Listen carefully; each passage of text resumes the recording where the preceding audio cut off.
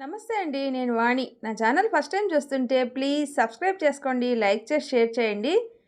దీన్ని రచించిన వారు మల్లీశ్వరి కొల్ల. ఆ అమ్మాయి హత్యానేరం కింద కోర్టులో ఒక దోషిగా నిలబడి ఉంది. దేశంలోనే సంచలనమైంది ఈ కేసు. అందరూ జడ్జి గారి తీర్పు కోసం ఎదురు చూడసాగారు. ఒక కాలేజీ చదివే అమ్మాయికి ఈ హత్యలకు సంబంధం ఏమిటి? ఆ అమ్మాయి తల్లిదండ్రులు ఎంతో బాధతో కూతురికి ఏమి తీర్పు వస్తుందో అని ఎదురు చూస్తూ ఉన్నారు. కొన్ని రోజుల క్రితం జరిగింది వినండి. Breaking news. గడిచిన 24 గంటల్లో నగరంలో వివిధ ప్రాంతాల్లో వరుసగా 2 హత్యలు చోటు చేసుకున్నాయి. వారిలో ఒక అతను ఆటో డ్రైవర్ కాగా మరొక అతను 18 ఏళ్ల విద్యార్థి. వీరిద్దరిని గుర్తు తెలియని వ్యక్తి అతి కిరాతకంగా చంపారు. సంఘటనా స్థలాన్ని సందర్శించిన ఫోరెన్సిక్ నిపుణులు ఇద్దరినీ చంపింది ఒకరే అని భావిస్తున్నారు. ఇదిలా ఉండగా అసలు హంతకుడు ఎవరు? అతను ఎందుకు ఇలా చంపుతున్నాడు? ఈ హత్యల వెనుక కారణం ఏంటి అన్న విషయాలు తేలాల్సి ఉంది. ఈ కేసును ఏసీపీ భార్గవ్ చంద్ర గారు నమోదు చేసి దర్యాప్తు చేస్తున్నారు. మరిన్ని వివరాల కోసం చూస్తూనే ఉండండి అని మాటలతో దూసుకుపోతుంది టీవీలో న్యూస్ రీడర్. అప్పటి వరకు హాల్లో కుటుంబ సభ్యులతో కూర్చొని టీవీ చూస్తున్న స్వేచ్ఛ చిన్నగా నవ్వుకుంటూ బయటకు వెళ్ళడానికి పైకి లేచింది. ఎక్కడికి వెళ్తున్నావే ఈ టైంలో? అసలే బయట వర్షం పడేలా ఉంది అడిగింది వాళ్ళమ్మ మాలతి. చిన్న పనుందమ్మా, త్వరగా వచ్చేస్తాను అంటూ హ్యాంగర్కి వేలాడించిన రెయిన్ కోట్ తీసుకొని బయటికి నడిచింది స్వేచ్ఛ. ఏంటండి మీరేం మాట్లాడరు? అమ్మాయి ఈ టైంలో బయటకు వెళ్తుంటే? అసలే రోజులు బాలేవు, పైగా నగరంలో హత్యలు కూడా జరుగుతున్నాయంట. ఇలాంటి సమయంలో బయటికి వెళ్ళడం అవసరమా? అంత పనులేమున్నాయి దానికి అంది మాలతి కొంచెం కోపంతో కూడిన గొంతుతో. మాలతి, మన అమ్మాయి ఏం చిన్నపిల్ల కాదు తప్పిపోవడానికి. తను క్షేమంగా ఇంటికి వస్తుంది, నువ్వేం కంగారు పడకు అన్నాడు ప్రకాష్ ధైర్యం చెప్తూ. అది కాదండి, ప్రతిరోజు టీవీలో ఎన్ని చూడట్లేదు ఆడపిల్లల మీద అఘాయిత్యాల గురించి. ఇలాంటి సమయంలో అది ఒంటరిగా వెళ్ళడం అవసరమా? దానికి ఏమైనా జరిగితే మనం అందరం ఏమైపోవాలి అంది మాలతి. చూడు మాలతి, నేను నా కూతురికి స్వేచ్ఛ అని పేరు పెట్టింది ఎందుకు అనుకున్నావు? తన పేరులో ఉన్న స్వేచ్ఛ తన జీవితంలో కూడా ఉండాలని. ఆడపిల్లలకి స్వేచ్ఛను ఇవ్వాలి మాలతి. అప్పుడే వాళ్ళు ఆకాశంలో విహరించే పక్షుల్లా తమ ఆశయాలను సాధించుకొని ఆకాశం అంత ఎత్తుకు ఎదుగుతారు. అయినా మన అమ్మాయి ధైర్యవంతురాలు. ఎలాంటి సమయంలో అయినా ధైర్యంగా ముందుకు దూసుకు వెళ్ళగలదు. ఆ నమ్మకం నాకుంది అన్నాడు ప్రకాష్ గర్వంగా. సరిపోయింది. మీ కూతురు తానా అంటే మీరు తందానా అనే రకం. మొన్నటికి మొన్న అది కాలేజీకని వెళ్ళి రాత్రంతా ఇంటికి రాలేదు. మరుసటి రోజు సాయంత్రం వచ్చి వర్షం వల్ల ఫ్రెండ్ ఇంట్లో ఆగిపోయా అని చెప్పింది. ఆడపిల్ల సాయంత్రానికి ఇంటికి రాకపోతే ఎంత భయంగా ఉంటుంది? అదేమో పేరుకు తగ్గట్టు స్వేచ్ఛగా బయటకు తిరగడం, మీరేమో దానికి వంత పాడటం. నా మాట వినిపించుకునే వాళ్లే లేరు ఇంట్లో అంది మాలతి నిష్ఠూరంగా. తల్లి మనసును అర్థం చేసుకున్న ప్రకాష్ మౌనంగా ఉండిపోయాడు. స్వేచ్ఛ వేగంగా స్కూటీ నడుపుతూ ఉంది. తన స్కూటీ వేగం కన్నా మనసులో ఆలోచనల వేగం ఎక్కువైంది. రోడ్డుపై ఒక్కో మీటర్ దాటే కొద్దీ తనకు 2 రోజుల క్రితం జరిగిన విషయాలు ఒక్కొక్కటిగా గుర్తుకొచ్చాయి. 2 రోజుల క్రితం సమయం సాయంత్రం 5 గంటలు. బయట ఒకటే హోరుగా కురుస్తోంది వర్షం. ఆకాశం నల్లటి దుప్పటి కప్పుకున్నట్టు మహాగంభీరంగా ఉంది. గంటకు 80 కిలోమీటర్ల వేగంతో వీస్తున్న గాలితో అరగంట నుంచి ఏకధాటిగా కురుస్తున్న వర్షంతో రోడ్లన్నీ జలమయమయ్యాయి. అలాంటి సమయంలో ప్రకృతితో తీవ్ర పోరాటం చేస్తున్నట్టుగా ముక్కుతూ మూలుగుతూ కదులుతున్న ఆటోలో ఇరువైపుల నుంచి ఈడ్చుకొస్తున్న ఈదురుగాలికి గజగజ వణికిపోతూ విసుగ్గా ఒకవైపుకి ముడుచుకొని కూర్చుంది స్వేచ్ఛ. తన విసుగుకి కారణం ఇందాక కాలేజీలో జరిగిన సంఘటన. సరిగ్గా గంట క్రితం అప్పుడే కాలేజీ వదలటంతో ఇంటికి వెళ్ళడానికి ఆటో స్టాండ్ దగ్గరికి నడుస్తూ ఉంది స్వేచ్ఛ. చేతిలో రోజా పువ్వుతో తన ముందుకు వచ్చి నిలబడ్డాడు తన క్లాస్మేట్ అయిన కిషోర్. అతన్ని చూడగానే అతనెందుకు వచ్చాడో, ఏం మాట్లాడాలి అనుకుంటున్నాడో అర్థమైన స్వేచ్ఛ మౌనంగా తన తీక్షణమైన కళ్ళతో చూసింది అతని వైపు. తన మౌనాన్ని అర్ధాంగీకారంగా తీసుకుంటాడేమో వెంటనే మోకాళ్లపై కూర్చొని, స్వేచ్ఛ, ఎన్నో రోజుల నుంచి నేను నీతో ఒక మాట చెప్పాలి అనుకుంటున్నాను. అదేంటంటే ఇష్టం కలగ్గానే పరిచయం పెంచుకుని పోయే మనస్తత్వం కాదు నాది. బాగా ఆలోచించిన తర్వాతే ఏ పనైనా చేస్తాను. నీతో నాకు పరిచయం, పలకరింపులు లేకపోయినా నన్ను రోజూ క్లాస్ రూమ్‌లో చూసుంటారు. ఈ పాటికే నా మీద మీకు ఒక అభిప్రాయం ఏర్పడి ఉండాలి. నువ్వు నాకు బాగా నచ్చావు. నీకు కూడా నేనంటే ఇష్టమైతే మీ ఇంట్లో మాట్లాడతాను. ఏమంటావ్? అన్నాడతను. అది విని స్వేచ్ఛ సింపుల్‌గా నో అని చెప్పి ముందుకు కదిలింది. ఎందుకు కాదంటున్నావో కారణం తెలుసుకోవచ్చా? అడిగాడతను తన వెంటే నడుస్తూ. ఇలాంటి ప్రేమ సంబంధిత విషయాల్లో నాకు ఆసక్తి లేదు. నా ఆలోచనలు, ఆశలు, ఆశయాలు వేరు. దయచేసి నన్ను డిస్టర్బ్ చేయకండి అంది స్వేచ్ఛ దృఢంగా. అది విని తన రంగుల కలలన్నీ చెదిరిపోయినట్టు అనిపించింది కిషోర్‌కి. బాధతో అక్కడే ఉండిపోయాడు. ఇక కిషోర్‌తో మాట్లాడాల్సింది ఏమీ లేనట్టుగా అక్కడి నుండి ఆటో స్టాండ్ దగ్గరికి వస్తూ ఉండగా వర్షం మొదలవడంతో త్వరగా ఆటో ఎక్కి ఇంటికి ప్రయాణమైంది స్వేచ్ఛ. జరిగినదంతా తలుచుకుంటున్న స్వేచ్ఛ మనసులో తనలా కిషోర్‌ని తిరస్కరించి ఉండాల్సింది కాదు అని అనిపించింది. వెంటనే ఉలిక్కిపడి ఆలోచనలోంచి తేరుకొని బయటకు చూసిన స్వేచ్ఛకు ఆటో ఆగిపోయి కనిపించింది. అది చూసి ఏమైంది భయ్యా? అడిగింది స్వేచ్ఛ చలికి వణుకుతూ. అయినా డ్రైవర్ పలకలేదు. దాంతో అసహనంగా రోడ్డు వైపు చూసిన స్వేచ్ఛ ఆటో ఎదురుగా నిలబడి ఉన్న ముగ్గురిని చూసి మనసులో అనుమానం మొదలవగా వెంటనే ఆటో దిగి పారిపోవడానికి ప్రయత్నించింది. వెంటనే ఆ ముగ్గురు తనని చుట్టుముట్టేశారు. ఎటూ కదలకుండా తన అనుమానం నిజమవడంతో భయంతో గట్టిగా కేక వేసింది స్వేచ్ఛ. కానీ గొంతు దాటి కూత బయటకు రాకముందే ఆ ఆటో డ్రైవర్ స్వేచ్ఛ ముక్కుకు క్లోరోఫామ్ అద్దిన కర్చీఫ్ తాకించగానే మతిలేని దానిలా స్పృహ తప్పింది స్వేచ్ఛ. వెంటనే ఆ నలుగురు ఎవరికీ అనుమానం రాకుండా స్వేచ్ఛను ఒక కారులో బంధించి ఊరి చివరన ఇలాంటి అక్రమాలకు పాల్పడేందుకు అనువుగా ఉన్న ఓ పాడుబడిన ఇంట్లోకి తీసుకుని వెళ్లారు. మరుసటి రోజు ఉదయం 10 గంటలకు కళ్ళు తెరిచిన స్వేచ్ఛకు తన కళ్ళ ముందు ఈ ప్రపంచం ముందులా కనిపించడం లేదు. అసలు ప్రపంచం ఉన్నట్టే అనిపించడం లేదు.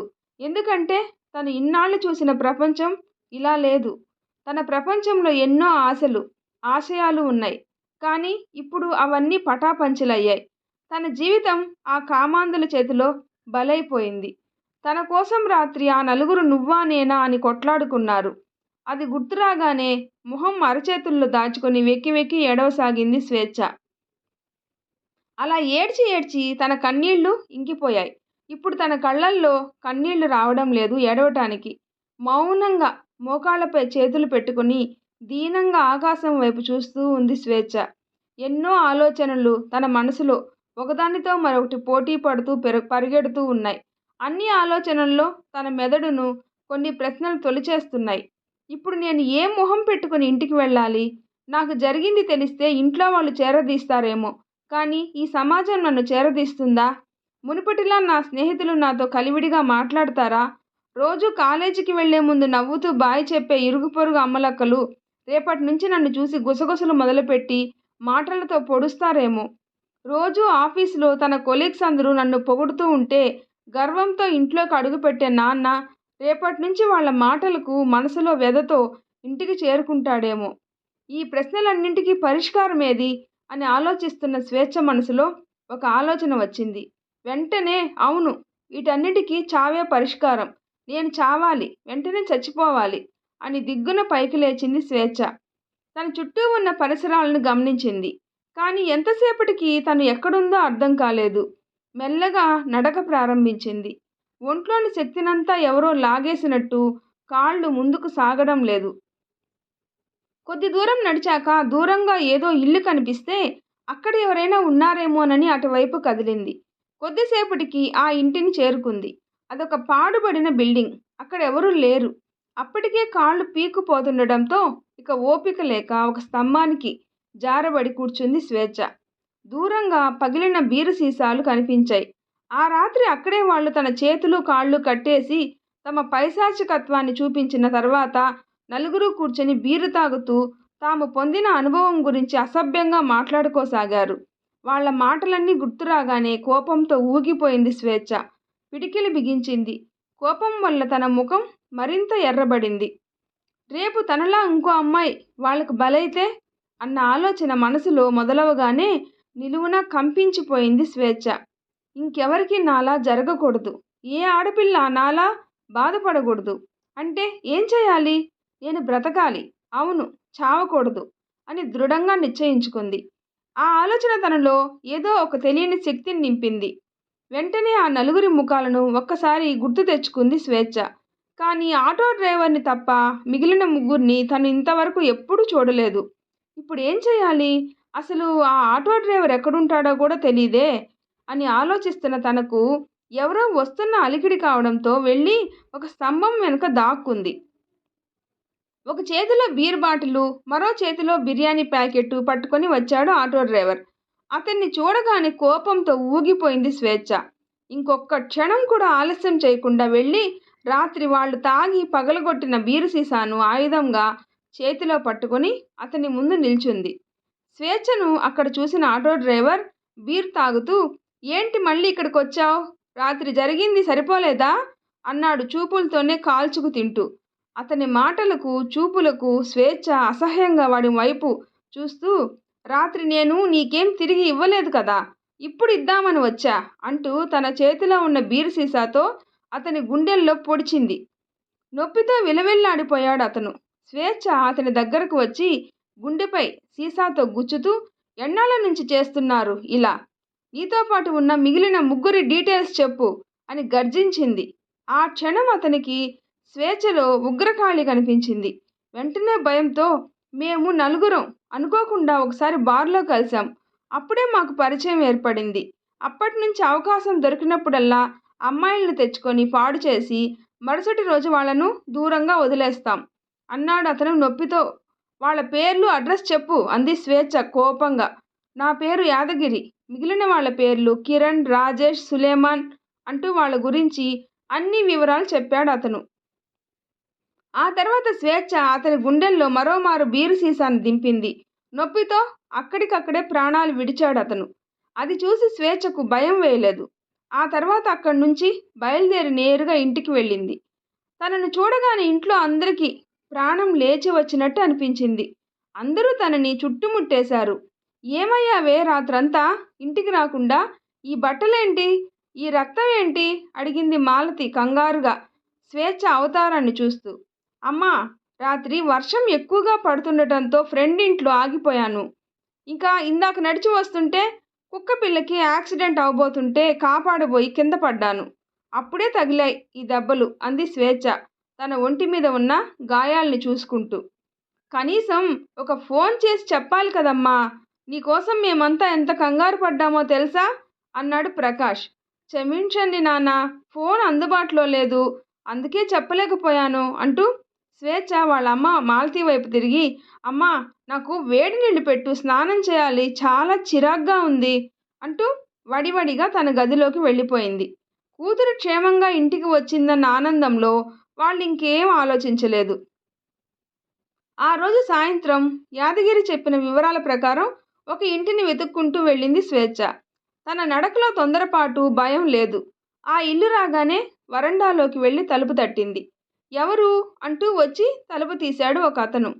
అప్పుడే నన్ను మర్చిపోయావా అంది స్వేచ్ఛ చొరవగా లోపలికి వెళ్తూ. నువ్వు నువ్వు నువ్వెందుకు వచ్చావు అన్నాడు అతను తడబడుతూ. నీకు ఒక గిఫ్ట్ ఇద్దామని అంటూ మరో మాటకు అవకాశం ఇవ్వకుండా కత్తిని అతని గుండెల్లో దింపింది స్వేచ్ఛ. వద్దు, నన్ను చంపొద్దు వేడుకున్నాడు అతను. నీలాంటి కుక్కకు ఇదే గతి పట్టాలి అంటూ కత్తిని దింపింది స్వేచ్ఛ. ప్రాణాలు విడుస్తూ నేల కొరిగాడు అతను. జరిగినదంతా తలుచుకుంటూ స్కూటీ నడుపుతున్న స్వేచ్ఛకు 4 అడుగుల దూరంలో ఒక అతను లిఫ్ట్ అడుగుతూ నిలబడి ఉండటం కనిపించింది. అతన్ని చూడగానే వెతకపోయిన తీగ కాలికి దొరికినట్టు అనిపించింది స్వేచ్ఛకు. మెల్లగా స్కూటీని అతని ముందు ఆపింది. అసలే నగరంలో జరుగుతున్న హత్యల గురించి కంగారుగా ఉన్నాడేమో, స్వేచ్ఛ మొహం కూడా చూడకుండా స్కూటీ ఎక్కేశాడు అతను. అతను ఎక్కడికి వెళ్లాలో చెప్పేలోగా స్కూటీ వేగం పెంచి స్కూటీని వెనక్కి తిప్పింది స్వేచ్ఛ. తన డ్రైవింగ్ చూసి కంగారుగా, ఎవరు నువ్వు? మా ఇంటికి వెళ్లాల్సింది అటైతే ఇటువైపు ఎక్కడికి తీసుకువెళ్తున్నావు అడిగాడు అతను.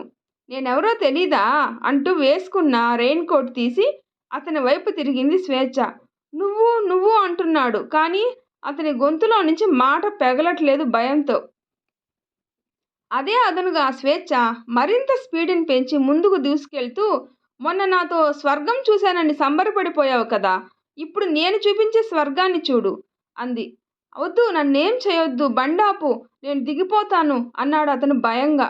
నేను కూడా ఆ రోజు నిన్ను ఇలాగే బతిమాలాను కదరా, అప్పుడు నువ్వు వినిపించుకున్నావా నా బాధను, ఇప్పుడు నేనెందుకు వినిపించుకోవాలి అంటూ స్కూటీని స్లో చేసి వెనక్కి తిరిగి కత్తిని అతని గుండెల్లో తింపింది స్వేచ్ఛ.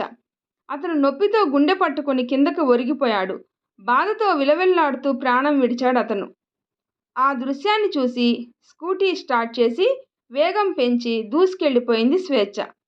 తను ఇంటికి వెళ్ళేసరికి టీవీలో బ్రేకింగ్ న్యూస్ వస్తూ ఉంది. నగర శివారులో మరో దారుణమైన హత్య జరిగింది అని. మౌనంగా వెళ్ళి ప్లేట్లో భోజనం పెట్టుకొని వచ్చి సోఫాలో కూర్చొని టీవీ చూస్తూ తింటూ ఉంది స్వేచ్ఛ. టీవీలో ఏసీపీ భార్గవ్ చంద్ర విలేకరులతో మాట్లాడుతూ ఉన్నాడు. అసలు ఈ హత్యలు ఎవరు చేస్తున్నారు సార్, ఎందుకు చేస్తున్నారు అడిగాడు ఒక విలేకరి. ఈ హత్యలు డబ్బు కోసం చెయ్యట్లేదు, మరి ఏ ఉద్దేశంతో చేస్తున్నారో మాకు కూడా అర్థం కావట్లేదు. ఎందుకంటే హత్య చేయబడిన ముగ్గురు సామాన్య పురుషులు. ఒకతను ఆటో డ్రైవర్, మరొకతను విద్యార్థి, ఇంకొకతను హోటల్ నడుపుతూ ఉంటాడు. వీరిలో ఒకరితో మరొకరికి సంబంధం లేదు, కానీ ఈ 3 హత్యలు చేసింది ఒకరే అన్నాడు భార్గవ్ చంద్ర. అంటే ఈ వ్యక్తిని చంపింది కూడా అతనేనా అడిగింది ఒక ఆమె. అవును, ఎందుకంటే అందరినీ ఒకే రకంగా గుండెల్లో పొడిచి చంపారు అన్నాడు భార్గవ్ చంద్ర. ఈ హత్యలు ఇలాగే కొనసాగుతాయంటారా, లేక ఇంతటితో ఆగిపోతాయా అడిగాడు ఒకతను. హంతకుణ్ణి పట్టుకోవడానికి మా పోలీస్ డిపార్ట్మెంట్ అన్ని విధాలా ప్రయత్నిస్తూ ఉంది. ఇకపై నగరంలో ఎలాంటి హత్యలు జరగకుండా మేం చర్యలు తీసుకుంటున్నాం, దయచేసి మీరు కూడా సహకరించండి అంటూ లోపలికి వెళ్ళబోయాడు భార్గవ్ చంద్ర. సార్ సార్, ఒక్క నిమిషం ఆగండి అంటూ విలేకరుల గుంపులో నుంచి అరిచాడు ఒక అతను. ఏమిటి అన్నట్టుగా వెనక్కి తిరిగి చూశాడు భార్గవ్ చంద్ర. ఒకవేళ మీరు జరగబోయే హత్యలను ఆపలేకపోతే మీరు మీ డిపార్ట్మెంటు అసమర్థులని ప్రజల ముందు ఒప్పుకుంటారా అడిగాడు అతను. ఆ మాట విని భార్గవ్ చంద్ర సూటిగా అతని వైపు చూస్తూ, ఒకవేళ మేము ఇకపై జరిగే హత్యలను ఆపలేకపోతే ప్రజల ముందు అసమర్థులమని ఒప్పుకోవడమే కాదు, నా ఉద్యోగాన్ని కూడా వదులుకుంటాను అంటూ శపథం చేశాడు. అది చూసి స్వేచ్ఛ నిట్టూరుస్తూ టీవీ ఆఫ్ చేసి మౌనంగా తన గదిలోకి వెళ్ళిపోయింది. పడుకుంది అన్న మాటే గాని నిద్ర పట్టడం లేదు. శూన్యంలోకి చూస్తూ గడిపేసింది స్వేచ్ఛ ఆ రాత్రంతా. ఇక్కడ భార్గవ్ చంద్ర మాటల్ని విని మిగిలిన పోలీస్ సిబ్బంది నివ్వెరపోయారు. ఎందుకంటే ఇన్నేళ్లలో భార్గవ్ చంద్ర సాల్వ్ చేయనటువంటి కేసే లేదు. ఎలాంటి కేసునైనా తన ఆలోచన విధానంతో తెలివితేటలతో సులువుగా సాల్వ్ చేసేసేవాడు. అలాంటిది ఇప్పుడు ఈ కేసులో 2 రోజులవుతున్నా హంతకుడి గురించి ఎలాంటి క్లూ దొరకలేదు. అంతేకాక మరో హత్య ఎప్పుడు జరుగుతుందో ఎవరికీ తెలియదు. ఒకవేళ భార్గవ్ చంద్ర ఆ హత్యను ఆపలేకపోతే అన్న ఊహ కూడా భారంగా తోచింది వాళ్ళందరికీ. భార్గవ్ చంద్రకు ఈ కేసు ఒక సవాల్గా మారింది. అందుకే నగరంలోని పోలీసులందరినీ ప్రతి వీధిలోనూ కాపలాగా ఉండమని ఆదేశించాడు. ఆ రాత్రి వాళ్ళందరికీ స్వేచ్ఛలాగే కంటి మీద కునుకు లేదు. మరునాడు ఉదయాన్నే అందరూ ఎవరి పనుల్లో వాళ్ళు నిమగ్నమయ్యారు. ఒంట్లో నీరసంగా ఉండటంతో ఇంట్లోనే ఉంటే ఆలోచనలు మనసును తొలిచేస్తుంటే కారులో బయలుదేరింది స్వేచ్ఛ. తను ఎక్కడికి వెళ్తుందో తనకే తెలీదు, కానీ ఎక్కడికైనా వెళ్ళాలి. ఎవ్వరూ లేని ప్రదేశానికి వెళ్ళి గట్టిగా అరుస్తూ ఏడుస్తూ గుండెల్లోని బాధనంతా దింపుకోవాలి అని ఉంది తనకు. ఏదో ఆలోచనలతో పాటు ప్రయాణిస్తున్న స్వేచ్ఛ ట్రాఫిక్ సిగ్నల్ పట్టడంతో సడన్గా బ్రేక్ వేయగా ముందున్న బైక్ను డాష్ ఇస్తూ ఆగింది తన కారు.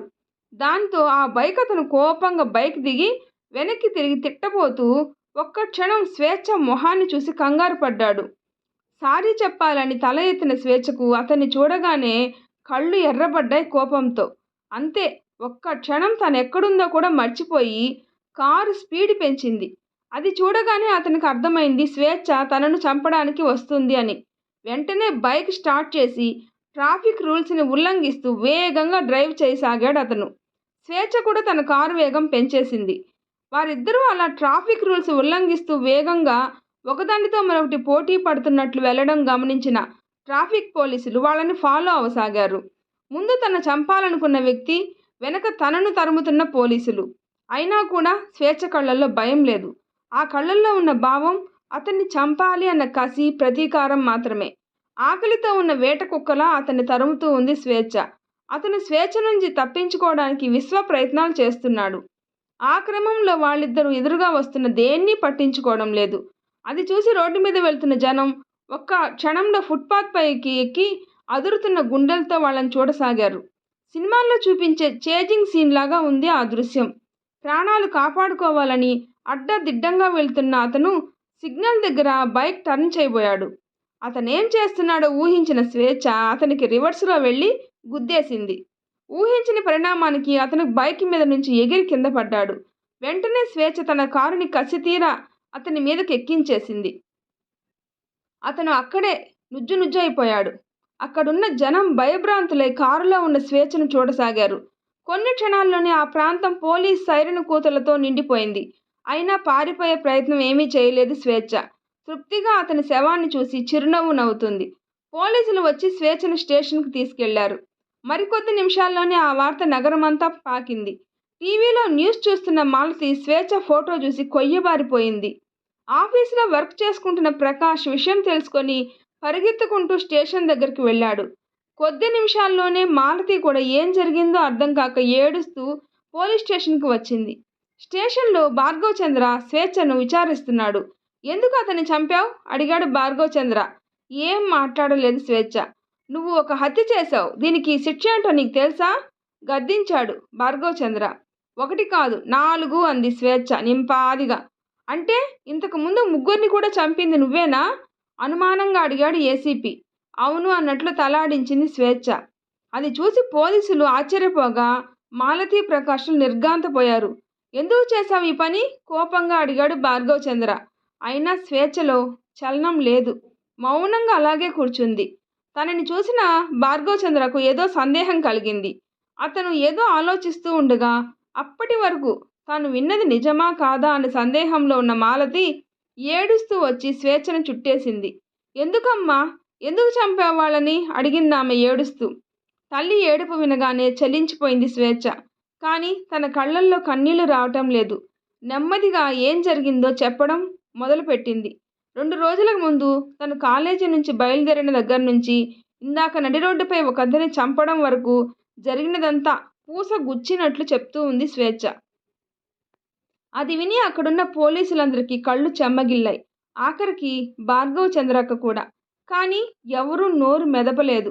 మాలతి ప్రకాష్లు కన్నీరు మున్నీరయ్యారు. భార్గవ్ చంద్ర ఇద్దరికీ ధైర్యం చెప్పి అతి బలవంతం మీద ఇద్దరిని ఇంటికి పంపించాడు. వారికి తోడుగా మరో 2 పోలీసులను తోడుగా పెట్టి. అప్పటికే ఎలాగో విషయం నగరమంతా పాకింది. మరికొద్ది నిమిషాల్లోనే దేశమంతా పాకింది. ఏ న్యూస్ ఛానల్లో చూసినా స్వేచ్ఛ గురించే మాట్లాడుతున్నారు. మహిళా సంఘాలు స్వేచ్ఛకు అండగా పోరాటం చేస్తున్నారు. మరికొందరు స్వేచ్ఛ చేసింది తప్పా ఒప్పా అని చర్చలు పెట్టారు. కొందరు ఆడపిల్ల అయి ఉండి స్వేచ్ఛ చేసింది ఒక గొప్ప సాహసమే అని కొనియాడుతుంటే, మరికొందరు ఆడపిల్ల అయి ఉండి అంత నిర్దాక్షిణ్యంగా ఎలా చంపింది అని విమర్శిస్తున్నారు. ఎవరు ఎన్ని మాట్లాడినా, ఎంత పొగిడినా, ఎంత విమర్శించినా దేశంలోని ప్రజలందరూ కోర్టు తీర్పు కోసమే ఎదురు చూస్తూ ఉన్నారు. ఆఖరికి ఆ రోజు రానే వచ్చింది. ఏసీపీ భార్గవ్ చంద్ర స్వేచ్ఛను తీసుకొని కోర్టుకు తీసుకొని బయలుదేరుతూ ఉండగా అక్కడికి వచ్చారు మాలతి ప్రకాష్ ఇద్దరు. సార్, మా అమ్మాయికి ఏమీ కాదుగా ఆశగా అడిగింది మాలతి. ఏమీ కాదమ్మా, మీరు భయపడకండి అన్నాడు భార్గవ్ చంద్ర ధైర్యం చెప్తున్నట్టుగా. నిజానికి అతనికి కూడా ఏం జరుగుతుందోనన్న ఆందోళన మనసులో ఎప్పటినుంచో ఉంది. అమ్మా స్వేచ్ఛ, తిరిగి వస్తావు కదూ, నువ్వు లేకపోతే మేం బతకలేము బేలగా అడిగింది మాలతి స్వేచ్ఛను పట్టుకొని ఏడుస్తూ.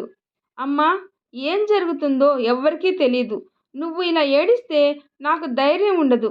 నువ్వు ఇలా అయిపోకు అంది స్వేచ్ఛ. తర్వాత వాళ్ళ నాన్న ప్రకాష్ వైపు చూసి, నాన్న, అమ్మని జాగ్రత్తగా చూసుకోండి అని చెప్పి వెళ్ళి జీపు ఎక్కింది. మాలతి వెక్కి వెక్కి ఏడవసాగింది. అది చూసిన భార్గవ్ చంద్ర గుండె తరుక్కుపోయింది.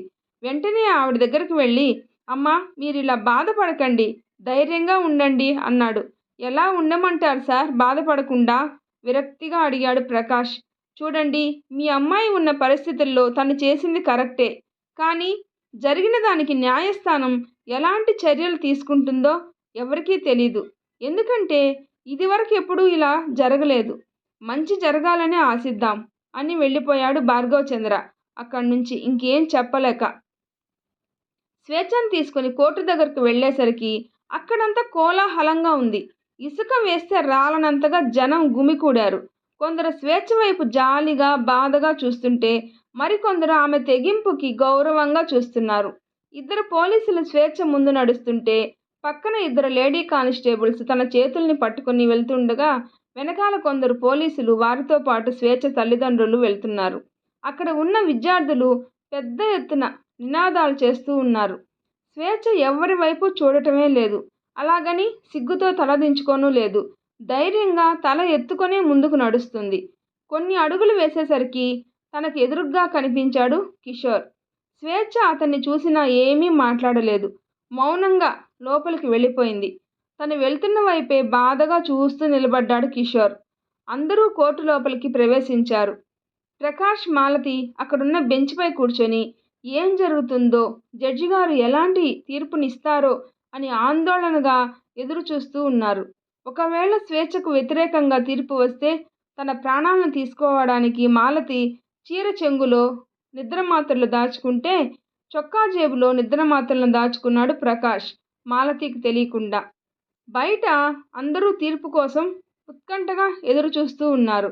ఇంతలో జడ్జి గారు కోర్టు లోపలికి ప్రవేశించారు. స్వేచ్ఛను బోన్లో ప్రవేశపెట్టమని ఆదేశించారు. అప్పటి వరకు మాలతి, ప్రకాష్ల మధ్యలో కూర్చుని ఉన్న స్వేచ్ఛ వెళ్ళడానికి పైకి లేచింది. కానీ అడుగు ముందుకు వెయ్యలేకపోతుంది. కారణం, మాలతి తన చేతిని గట్టిగా పట్టుకొని ఏడుస్తూ ఉంది భయంతో. అది చూసి స్వేచ్ఛ చిన్నగా జీవం లేని ఒక నవ్వు నవ్వి మాలతి చెయ్యి విడిపించుకొని వెళ్ళి బోన్లో నిలబడింది. తన కళ్ళల్లో ఏ భావమూ లేదు. తన కళ్ళు సూటిగా చూస్తున్నాయి. జడ్జి గారు స్వేచ్ఛ తరపున లాయర్ ఎవరైనా వాదించడానికి ఉన్నారేమోనని చూశాడు. కానీ ఎవరూ ముందుకు రాలేదు. ఏమ్మా, నీ తరపున లాయర్ని పెట్టుకోలేదా అడిగారాయన. లేదు సార్ అంది స్వేచ్ఛ. ఎందుకమ్మా అడిగారాయన. నేను ఎందుకు లాయర్ని పెట్టుకోలేదో ముందు ముందు మీకే అర్థమవుతుంది సార్. మీరు అడగాలనుకున్న ప్రశ్నలు నన్నే అడగండి. నేను సమాధానం చెప్పడానికి సిద్ధంగా ఉన్నాను అంది స్వేచ్ఛ. దానికి ఆయన అంగీకరిస్తున్నట్టుగా పక్కనే ఉన్న బంట్రోత్ వైపు చూశాడు. విషయం అర్థమైన బంట్రోత్ భగవద్గీత తీసుకెళ్ళి స్వేచ్ఛ ముందు ఉంచి, ఈ భగవద్గీత మీద ఒట్టేసి అంతా నిజమే చెప్తానని ప్రమాణం చేయి అన్నాడు. ఆ మాట విని స్వేచ్ఛ విరక్తిగా ఒక నవ్వు నవ్వి, మిమ్మల్ని ఒక ప్రశ్న అడగొచ్చా సార్ అంది జడ్జి వైపు చూస్తూ. అడగమ్మా అన్నారాయన స్వేచ్ఛ వైపు చూస్తూ. అందరూ స్వేచ్ఛ ఏం అడుగుతుందా అని ఉత్కంఠగా చూస్తూ ఉన్నారు. ఈ భగవద్గీత మీద ప్రమాణం చేసి ఎవరేం చెప్పినా మీరు నిజమని నమ్ముతారా అడిగింది స్వేచ్ఛ. అవును తల్లి అన్నారాయన. ఒకవేళ ప్రమాణం చేసి కూడా అబద్ధం చెప్తే ఏం చేస్తారు అడిగింది స్వేచ్ఛ. దానికి ఆయన సమాధానం చెప్పలేక మౌనాన్ని ఆశ్రయించారు. నిజానికి అక్కడున్న ఎవరికీ ఏం సమాధానం చెప్పాలో తెలీదు. ఎందుకంటే భగవద్గీత మీద ప్రమాణం చేసి నిజం చెప్పినా అబద్ధం చెప్పినా వాళ్ళు దాన్ని నిజంగానే పరిగణిస్తారు కాబట్టి. అందరి మౌనంతో తనకు ఒక సమాధానం దొరకడంతో స్వేచ్ఛ భగవద్గీత మీద చేయి పెట్టి అంతా నిజమే చెప్తాను అని ప్రమాణం చేసింది. ఏం జరిగిందో చెప్పమ్మా అన్నారు జడ్జి గారు, ఆయనకు తెలిసిన మరోసారి కనుక్కోవాలని ఉద్దేశంతో. జరిగినదంతా పూసగుచ్చినట్టు మరోసారి వివరించింది స్వేచ్ఛ. ఈసారి అందరి కళ్ళతో పాటు జడ్జి గారి కళ్ళు కూడా చెమ్మగిల్లాయి. కానీ ఆయన దాన్ని కనపడనీయకుండా, నీ మీద అఘాయిత్యం జరిగితే పోలీసులకు కంప్లైంట్ చేయాలి కానీ వాళ్ళని చంపేస్తావా అన్నారు గంభీరంగా. నేను పోలీసులకు కంప్లైంట్ చేసుంటే ఏం జరిగేది సార్ అడిగింది స్వేచ్ఛ. వాళ్లకు తగిన శిక్షను న్యాయస్థానం విధించేది అన్నారాయన. అది విని స్వేచ్ఛ జీవం లేని ఒక నవ్వు నవ్వుతూ, తగిన శిక్ష విధిస్తారా అంటే ఏం శిక్ష విధిస్తారు సార్? వీలైతే 7 సంవత్సరాల జైలు శిక్ష లేదా 14 సంవత్సరాల జైలు శిక్ష, అదీ కాకపోతే ఉరి తీస్తారు, అంతేగా. ఇది సరైన శిక్ష అని మీరు అనుకుంటున్నారా? కానీ నాకలా అనిపించలేదు సార్. ఎందుకంటే మీరు వాళ్ళకి జైలు శిక్ష విధిస్తే 7 ఏళ్ళో లేక 14 ఏళ్ళలో మీరు జైల్లో ఆదివారం పెట్టే బిర్యానీలు, గురువారం పెట్టే చపాతీలు తింటూ గడిపేస్తారు. కానీ ఆ తర్వాత బయటకు వచ్చి ఆడదంటే విలువలేని అలాంటి నీచులు మరో ఆడదానితో కాపురం చేసి ఆడపిల్లల్ని కంటారు. ఇదేనా సార్ వారికి తగిన శిక్ష అంది. ఆ ప్రశ్నకు జడ్జి గారు ఏం మాట్లాడలేకపోయారు. మీకు కొన్ని విషయాలు చెప్పొచ్చా సార్ అడిగింది స్వేచ్ఛ. చెప్పమ్మా అన్నారాయన. ఈ సమాజంలో కామాంధుల చేతిలో బలైపోయిన ఆడదాని పరిస్థితి, మనస్థితి, దుస్థితి ఎలా ఉంటుందో మీకు తెలీదు సార్. ఎందుకంటే మీది మగ జన్మ కాబట్టి. కానీ మగాడి చేతిలో బలైపోయిన ఆడదంటే ఈ సమాజంలో అందరికీ చులకనే. తనను చూస్తే గడ్డం, మీసం మొలవని వాడికి కూడా తను ఒక మగాడిని అని గుర్తుకొస్తుంది. మాలాంటి సగటు ఆడపిల్లే కదా అన్న ఆలోచన కూడా లేకుండా మిగిలిన ఆడవాళ్ళు అసహ్యంగా చూస్తారు. కొందరు మగవాళ్ళు ఆశగా చూస్తుంటారు. కానీ ఎవ్వరు కూడా ఆడపిల్లని హింసించే దుర్మార్గుల్ని మాత్రం అసహించుకోరు. పైకి పెద్ద మనుషుల్లా కనిపిస్తూ లోపల చెడు పనులు చేసేవాళ్ళను అసహించుకోరు. అఘాయిత్యానికి గురైన ఆడది దేనికి పనికిరానట్లు చూస్తారు. బయటికి వెళ్తే చాలు వెనకాల గుసగుసలు మొదలు పెడతారు. ఆడదంటే ఆటబొమ్మ అనుకుంటారు కొందరు. పోనీ అన్యాయం జరిగిందని కోర్టుకు వస్తే ఇక్కడ అందరి ముందు లాయర్లు ఎలా జరిగింది, ఎవరేం చేశారు, అప్పుడు నువ్వేం చేశావు అంటూ ప్రశ్నలు అడుగుతారు. ఆ ప్రశ్నలు మా మనసును ఎంత చిత్రవదకు గురిచేస్తాయో ఎవ్వరికీ తెలీదు. కానీ న్యాయం జరుగుతుంది అనే చిన్న ఆశతో నోరు తెరిచి జరిగింది చెప్పుకుంటాం. అప్పటికీ న్యాయం జరుగుతుందనే నమ్మకం లేదు అంది స్వేచ్ఛ. మీకోసమే కదమ్మా నిర్భయ చట్టం, దిశ చట్టం, అన్ని రకాల చట్టాలు తీసుకువచ్చింది ప్రభుత్వం. అయినా కూడా మీకు న్యాయం జరగదని ఎందుకు అనుకుంటారు అన్నారు జడ్జి గారు. అది విని స్వేచ్ఛ ఒక నవ్వు నవ్వి, నిర్భయ చట్టమా? కూనలను తన్నుకుపోయే గద్దలు, మాటలతో పొడిచే కాకులు, బతికుండగానే పీక్కు తినే రాబందులు, కపట గుంట నక్కలు, మాటు వేసి వేటాడే పులులు, లేడీల్ని కాటేసే కాలకూట విషనాగులు అన్నీ అరణ్యంలోని మృగాలే. పొలిమేర అవతల ఒక అరణ్యం, పొలిమేర యువతల ఒక అరణ్యం. ఆ అరణ్యంలో మాటలు రాని మృగాలు ఉంటే ఈ అరణ్యంలో, మానవారణ్యంలో మాటలు నేర్చిన మృగాలు ఉన్నాయి. అంతే సార్. మీరు చెప్పినట్లు చట్టాలు చాలానే ఉన్నాయి. కానీ ఆ చట్టాలు వచ్చాక ఒక ఆడపిల్ల మీద కూడా అఘాయిత్యం జరగలేదని మీ మనసు మీద ప్రమాణం చేసి చెప్పండి సార్. చెప్పలేరు. ఎందుకంటే మీకు కూడా తెలుసు, ఈ దేశంలో డబ్బు పరపతికి ఇచ్చినంత విలువ ఆడదాని శీలానికి ఉండదు. పైకి మాత్రం ఆడవాళ్లను దేవతలతో పోలుస్తారు. ఈ లోకంలో ఎవ్వరూ దేవతలను కామంతో చూడరు. మరి వాళ్ళతో సమానంగా పోల్చే ఆడవాళ్లను మాత్రం ఎందుకు కామంతో చూస్తారు? అసలు ఇక్కడ నేరం ఎవరిది సార్? ఆడపిల్లగా పుట్టడం నేను చేసిన నేరమా? లేక నన్ను ఆడపిల్లగా సృష్టించిన ఆ దేవుడిది నేరమా? లేక ఆడపిల్లల్ని గౌరవంగా చూడాలి అని అలాంటి నీచులకు నేర్పనటువంటి తల్లిదండ్రులది నేరమా? ఎవరూ తమది నేరం అని ఒప్పుకోరు. కానీ అందరూ అబలగా మారిన ఆడదాన్ని మాత్రం నేరం చేసిన దానిలాగా వేలెత్తి చూపిస్తారు. ఇలాంటి వాటికి భయపడి ఎందరో ఆడవాళ్ళు బయటకు చెప్పుకోలేక, మనసులో దాచుకోలేక బతికున్న శవాలుగా జీవిస్తున్నారు. చెదిరిపోయిన తమ కన్నె కలల పంటకు తమను తాము నిందించుకుంటున్నారు. కూలి ధ్వంసమైన తమ స్వప్న సౌధాలకి కృంగి కృషిస్తున్నారు. అందుకే నేను వాళ్ళని చంపేశాను, కసితీరా చంపేశాను అంది స్వేచ్ఛ. తనను కబళించిన ఆ చీకటి రాత్రి గుర్తుకు రాగా, కసిగా అంటే నువ్వు చేసింది కరెక్ట్ అని సమర్థించుకుంటున్నావా అడిగారు జడ్జి గారు. నేను సమర్థించుకోవడం లేదు సార్. కానీ నేను చేసిన పని వల్ల ఈ సమాజంలో ఆడపిల్లల మీద కొన్నైనా అఘాయిత్యాలు తగ్గుతాయి అని భావించాను. అందుకే చంపేశాను అంది స్వేచ్ఛ. ఆడపిల్లల మీద అఘాయిత్యాలు చేసేవారిని చంపడమే ఈ సమస్యకు పరిష్కారం అంటావా అడిగారు జడ్జి గారు. ఈ సమాజంలో మనం ఎంత చేసినా ఇంకా నిర్మూలించాల్సింది మిగిలే ఉంటుంది. చంపడమే పరిష్కారం అని నేను అనట్లేదు సార్. కానీ చంపడం వల్ల ఇంకోసారి ఆడదాన్ని చెడు దృష్టితో చూసే ముందు మగాళ్ళు నన్ను తలుచుకొని జంకేలా వాళ్ళ గుండెల్లో నిద్రపోయాను. దీనివల్ల కొన్నైనా అఘాయిత్యాలు జరగకుండా ఉండొచ్చు. లేదా మరో ఆడపిల్ల ధైర్యంగా తన మీద జరిగే అఘాయిత్యాన్ని అడ్డుకోవచ్చు అంది స్వేచ్ఛ. కానీ నువ్వు నలుగురిని హత్య చేశావు. దీనికి నువ్వు చట్టరీత్యా శిక్ష అనుభవించాలి అన్నారు జడ్జి గారు. ఆ మాట వినగానే మాలతి, ప్రకాష్ ఇద్దరు కొయ్యబారిపోయారు. ఏడుస్తూ స్వేచ్ఛను చూడసాగారు. కానీ స్వేచ్ఛ ముఖంలో ఎలాంటి భయమూ లేదు. ఆయన మాటలకు తిరిగి, ఈ ప్రపంచంలో ఏ చట్టమైనా శారీరక పరమైన హింసకు మాత్రమే శిక్షిస్తుంది సార్.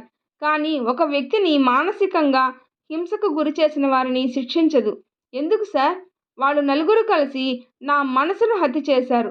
దానికి శిక్ష నేను జీవితాంతం అనుభవించాలి. ఇప్పుడు కూడా అనుభవిస్తున్నాను సార్ అంటూ స్వేచ్ఛ తన గుండెపై చేయి పెట్టుకొని, ఇక్కడ ఎంత నొప్పిగా ఉందో మీకెవరికైనా తెలుసా సార్? 3 రోజుల ముందు వరకు నేను చూసిన ప్రపంచం వేరు. ఆ ప్రపంచంలో నేను ఎన్నో ఆశలు, ఆశయాల సౌధాలను నిర్మించుకున్నాను. కానీ ఒక్క రాత్రితో అవన్నీ కూలిపోయాయి. రేపటి నుంచి నేను చూడబోయే ప్రపంచం వేరు. ఈ ప్రపంచంలో నేను ప్రతి క్షణం ఎన్నో ఈసడింపులు, ఎన్నో అసహ్యమైన చూపులను ఎదుర్కోవాలి. అడుగు అడుగున ఈ సమాజం నా కాళ్లకు సంకెళ్లను బిగిస్తుంది. వాటన్నింటినీ తెంచుకొని స్వేచ్ఛగా బ్రతకాలని ఉంది నాకు. కానీ ఈ సమాజం నన్ను స్వేచ్ఛగా బ్రతకనిస్తుందా సార్? అసలు నేనేం తప్పు చేశానని నాకు ఈ శిక్ష? నా జీవితాన్ని కబళించిన వాళ్ళు ఇంకెవరి జీవితాన్ని కబళించకూడదనే ఉద్దేశంతోనే వారిని నేను అంతమొందించడం తప్పైతే మీరు నాకు ఏ శిక్ష విధించినా నేను స్వీకరించడానికి సిద్ధంగా ఉన్నాను అంటూ కన్నీళ్లతో ఇక మాట్లాడే ఓపిక లేక దైన్యంగా చేతులు జోడించింది స్వేచ్ఛ. స్వేచ్ఛను అలా చూసిన ప్రతి ఒక్కరు కన్నీటి పర్యంతమయ్యారు. ఇంతలో జడ్జి గారు ఆఖరి తీర్పు చెప్పడానికన్నట్టు గొంతు సవరించుకున్నారు. ఆయన ఏం చెప్తాడో అని అందరూ ఊపిరి బిగబట్టి ఎదురు చూడసాగారు.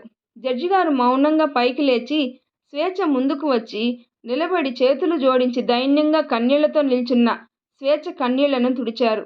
స్వేచ్ఛ ఆయన వైపు చూస్తుంటే ఆయన చేతులెత్తి స్వేచ్ఛకు నమస్కరిస్తూ, అమ్మా స్వేచ్ఛ, చిన్నదానివైనా నీకు చేతులెత్తి నమస్కరించాలని ఉందమ్మా.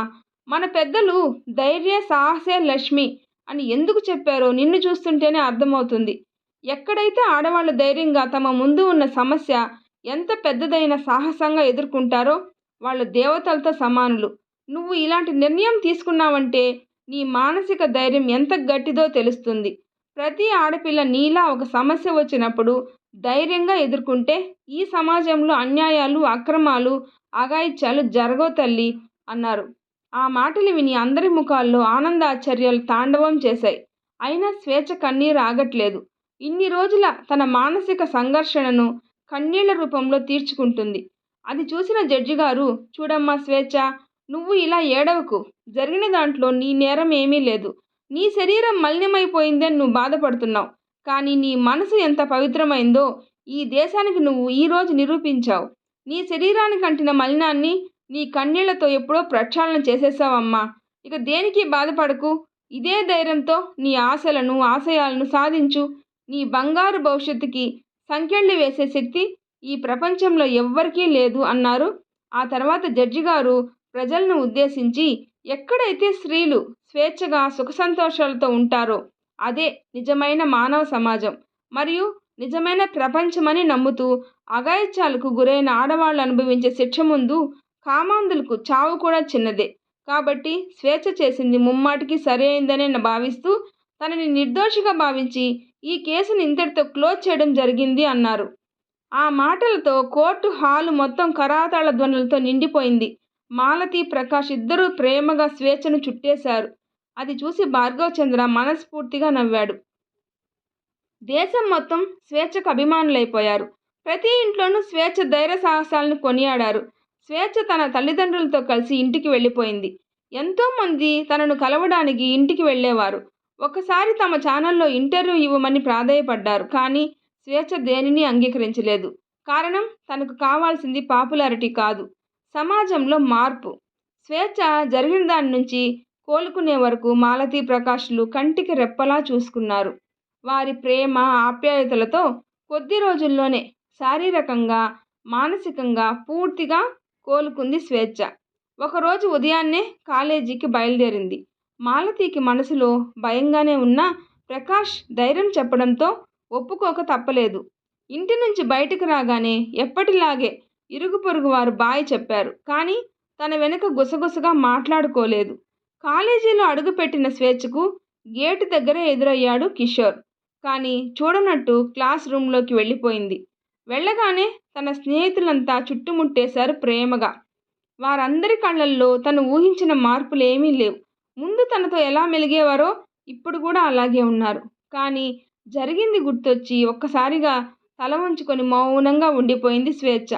అప్పటి వరకు తననే గమనిస్తూ కూర్చున్న కిషోర్ స్వేచ్ఛ డల్ అయిపోవడంతో తన దగ్గరకు వచ్చి తనను నవ్వించడానికి విశ్వ ప్రయత్నాలు చేశాడు. కానీ అవి ఏమీ ఫలించలేదు. దానితో లేచి స్వేచ్ఛ పక్కన కూర్చున్నాడు కిషోర్. స్వేచ్ఛ, ఇటు తిరుగు, ఒకసారి నా కళ్ళల్లోకి చూడు అన్నాడు కిషోర్. అయినా స్వేచ్ఛ తలెత్తలేదు. నన్ను ఇంకా నిరసిస్తున్నావా స్వేచ్ఛ అడిగాడు కిషోర్. చివాలున తలెత్తి కిషోర్ కళ్ళల్లోకి చూసింది స్వేచ్ఛ. ఆ కళ్ళల్లో తన మీద అభిమానం, ఆరాధన స్పష్టంగా కనిపిస్తున్నాయి. అది చూసి వెంటనే తల తిప్పేసింది స్వేచ్ఛ. స్వేచ్ఛ, ఒక్కసారి మాట్లాడు ప్లీజ్. నీ గుండెల్లో నాకు చోటుందని చిన్న మాట చెప్పు చాలు. నీ ప్రతి ఆశలోనూ, ఆశయంలోనూ నీకు తోడుగా ఉంటాను. నాకు నీ శరీరంతో పనిలేదు స్వేచ్ఛ. నాతో స్నేహంగా ఉండు చాలు అన్నాడు కిషోర్. అవేమీ స్వేచ్ఛ తలకు ఎక్కట్లేదు. తన ఇరుగు పొరుగు వారి అదే అభిమానపు మాటలు, ఎప్పటిలాగే తన స్నేహితులు తన మీద చూపే ప్రేమ, కిషోర్ కళ్ళల్లో ఎప్పుడూ కనిపించే తనపై ఆరాధన దగ్గరే ఆగిపోయాయి తన ఆలోచనలు. అన్నీ తలుచుకున్న స్వేచ్ఛ మనసులో ఇదే కదా నేను కోరుకున్న సమాజం అని చాలా రోజుల తర్వాత మనస్ఫూర్తిగా నవ్వింది. కిషోర్ చేతి మీద తన చెయ్యి ఉంచింది స్వేచ్ఛ. మాట కోసమే ఎదురు చూస్తున్న కిషోర్ తన నవ్వుని అర్ధాంగీకారంగా భావించి స్వేచ్ఛ నవ్వుతో శృతి కలిపాడు. ప్రతి ఆడపిల్ల దేనికి భయపడకుండా అన్ని విషయాల్లో ధైర్యంగా ముందుకు అడుగు వేయాలి. అప్పుడే సమాజం కూడా ముందుకు వెళ్తుంది.